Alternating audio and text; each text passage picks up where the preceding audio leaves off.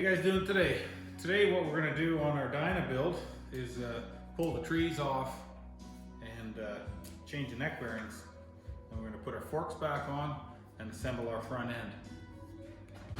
Well, good morning folks. It's been a while since we worked on this Dyna. Still waiting on some parts for it, unfortunately. Today we're going to put our rear wheel back in. And if you can remember from our previous video, the custom wheels that were put on this bike were not set up properly. There's a brand new belt on here, pretty much. We know why, because this belt was rubbing on the inner half of the transmission because the drive pulley was not spaced properly. So today we're going to assemble this wheel with a 0.375 fixed spacer and see if we can get that belt running where it's supposed to be. So we're going to lay out our spacer. Put a little bit of red Loctite on all 5 of our sprocket bolts. Run them down into the rim and torque them to about 60-65 foot-pounds.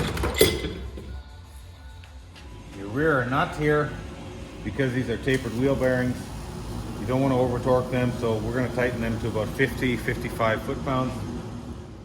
So now we've done our wheel alignment, tighten up our axle, and you can see our belt is riding up against the shoulder of the pulley. I'd rather not that for the longevity of the belt, so we're going to put a smaller spacer in there and bring that drive sprocket a little bit closer to the rim. You can see here we've got lots of room now from the transmission housing to the belt. I don't know if you guys can see that. Now we've got a little gap between the belt and the shoulder on the pulley on the left side here. Perfect. Now you want to make sure you put your brake pads back in there. Make sure you inspect these clips that they're not worn out. You can buy these to replace them. Now we're going to pop this headlight off. 2 9/16 bolts, one from each side. And we're going to take this bolt out of the top and take our trees out and pound the old bearings out. I don't know if you folks can see these little vertical lines. I've actually wiped this out really good with brake cleaner, and those are indentations from the rollers on your tapered neck bearings. You can see here those rollers, they cause those indentations, which cause a loose bearing and flat spots. So we're going to pound these out. So here we got a new bearing race. It's going to be a brand new one for the top, brand new one for the bottom. Basically, if you take yourself an aluminum driver like this, and just tap it in there, and make sure that when you're going around, you start straight. You're not going to hurt your bearing race just tapping it in there with an aluminum driver. Basically, there's more than one way to skin a cat. You take your wheel bearing, neck bearing. This is how I like to grease them personally. I find this the easiest, fastest way to do it. Put it in here. Take your grease gun.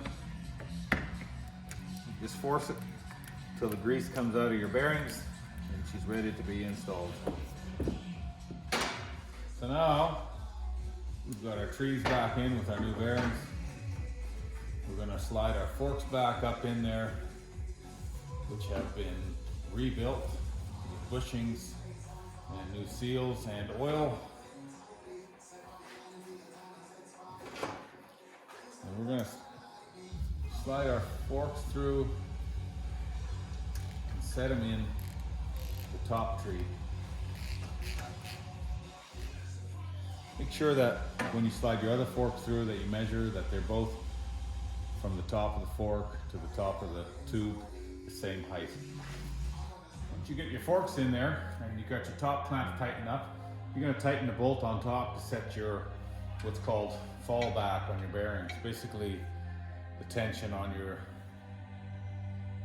Timken taper bearings. Then you get that set, you're going to tighten this bolt up, that will hold it, And then these 2 bolts, and we're just going to stick some bolts in here loosely to hold the fender and roll our fender in. The reason we're not putting the nuts on yet is because when you roll the fender or the wheel underneath the fender, it's going to hit the nuts.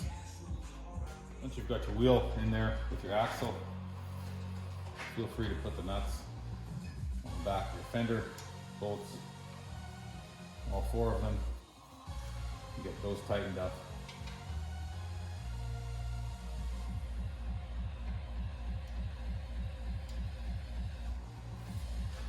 Same as your rear axle nuts, you're going to tighten this front one to about 55 foot-pounds max, but maybe 50 or so, because it's a tapered wheel bearing. You don't want to over tighten them. If you do, your wheel bearing end plate won't be set up properly.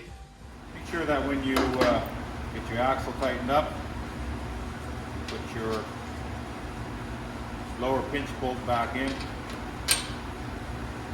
This is a double safety in case your axle nut ever came off, even by accident, or someone didn't like you. This side would keep your axle from falling out. Put your brake caliper back together.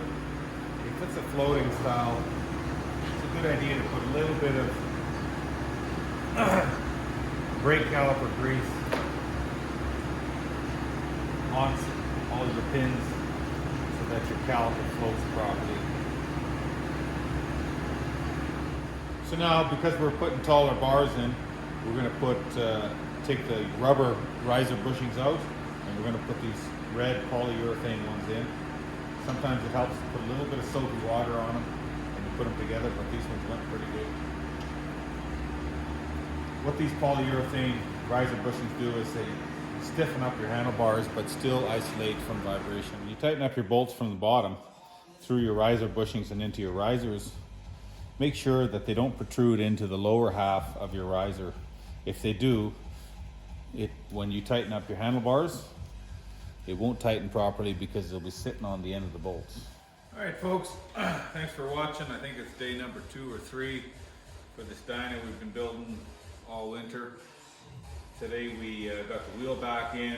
We got our belt centered properly on our front pulley. It's not rubbing on our transmission case anymore, so this guy won't be replacing belts as often as he was in the past. Today we put neck bearings in as well, riser bushings and our new shorter risers, and got our front end all back together. And now we're waiting on cables and the wiring extension kit, which is such a common thing. I've had customers now that have been waiting 10 months for extended throttle cables and clutch lines. So I really pray to God that starts speeding up real soon, because only He knows how much longer some of these parts are going to be. So until next time on this 98 Dyna Glide.